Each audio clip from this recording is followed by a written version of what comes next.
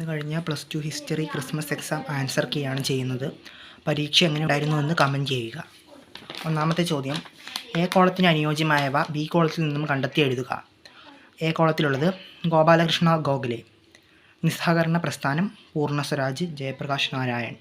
B കോളത്തിലുള്ളത് Lahore സമ്മേളനം, socialist നേതാവ്, ഗാന്ധിജിയുടെ രാഷ്ട്രീയ മാർഗദർശി, ചൗരി ചൗര സംഭവം. ആൻസർ ഗോപാലകൃഷ്ണ ഗോഖലെ ഗാന്ധിജിയുടെ രാഷ്ട്രീയ മാർഗദർശിയാണ്. നിസ്സഹകരണ പ്രസ്ഥാനം ചൗരി ചൗര സംഭവമാണ്. പൂർണ്ണ സ്വരാജ് ലാഹോർ സമ്മേളനമാണ്. ജയപ്രകാശ് നാരായണൻ സോഷ്യലിസ്റ്റ് നേതാവാണ്. രണ്ടാമത്തെ ക്വസ്റ്റ്യൻ, മുഗൾ സാമ്രാജ്യ സ്ഥാപകൻ്റെ പേരെഴുതുക. ആൻസർ ബാബർ. മൂന്നാമത്തെ ചോദ്യം, സഫാവിദ്ദുകൾ ഭരിച്ചിരുന്ന രാജ്യമേത്? ഉത്തരം ഇറാൻ. ചാന്ദിനി ചൗക്കിലെ കമ്പോളം രൂപകൽപ്പന ചെയ്തത് ജഹനാര. മുഗളന്മാരുടെ കീഴിലെ സർക്കാരുകളുടെ ഭരണത്തലവൻ്റെ പേര് ഫൗജ്ദാർ. അപ്പോൾ എക്സാം എങ്ങനെ ഉണ്ടായിരുന്നു എന്ന് കമൻറ്റ് ചെയ്യുക. അടുത്ത ഒരു ചോദ്യം കൂടിയുണ്ട്. കാലഗണന ക്രമത്തിൽ എഴുതുവാനുള്ള ചോദ്യമാണ്.